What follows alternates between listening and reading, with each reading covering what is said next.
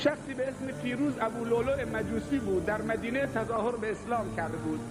یه روزی جایی کار میکرد، کارگری میکرد، شکایت اون بالاخره کسی که پیشش کار میکرد کرد و گفت به من کم میده و این چیزا. بالاخره آمد پیش عمر یک قضاوتی کرد، بعد به دل گرفت. به تظاهر اسلام بود، به ظاهر اسلام بود، اما در باطنش همینجور به خون امیرالمومنین نشسته بود رضی الله عنه. تا دید که چه در صف نماز ایستاد، آمد چه خنجر رو از پشت وارد کرد. خنجری که دو لب داشت، خنجر دو لبه زهرآلود کرده بود، از دو طرف میتونست بزنه، نه خنجر که یک طرف داشته باشه یه لب. وقتی حضرت عمر رو از پشت شهید کرد، در محراب فرار کرد، آمد تو صف، 7-8 نفر دیگه همجور میخواستن بگیرنش، زد و آخر یه نفر پتوش انداخت و نهایتا خودش هم کشت. و حضرت عمر رضی الله عنه سوال کرد کسی که به من خنجر زده چه کسی بوده؟ گفتن فیروز ابولؤلؤ زرتشتی مجوسی اهل فارس. گفت الحمدلله که یک مسلمان به من خنجر نزد، الحمدلله که این خنجر از دست یک برادر مسلمان نبود. نهایتا چه فهمید که این خنجر شهادته. پسرش عبدالله گفت بیا بابا پیش من.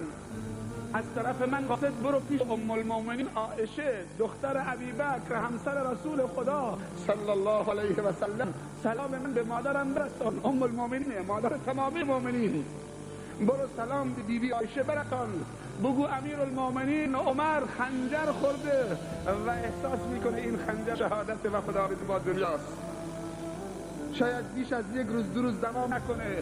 سلام بر تو میرسونه ای مادر و اجازه میخواد اگر تو لطفی در حق من بکنید من کنار رسول خدا حبیبم صلی الله علیه و کنار دوست و بزرگوارم پدرت ابوبکر صدیق تو حجره تو دفن بشم.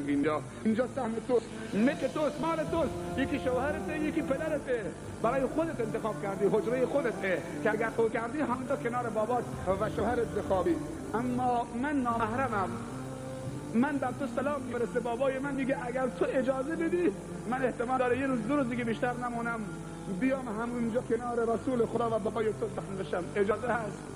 حضرت عایشه ام المؤمنین رضی الله عنها گریه کرد، گفت برو بابا شام رسول امیرالمؤمنین بگو من از حقم تنازل کردم برای تو اینجا بیا دفن بشو، من تو بقیع قبرستان بقیع دفن خواهم شد.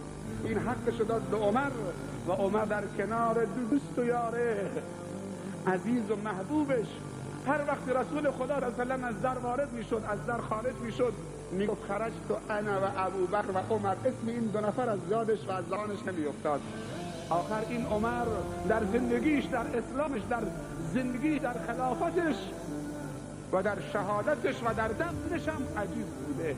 ممکن نیست مسلمان ضعیفی زندگی عمر بخونه دلش آب نشه. علما و مفکرین میگن هر کسی دلش سنگه بره زندگی عمر بخونه که دلش آب میشه و واقعا هم اینطوریه.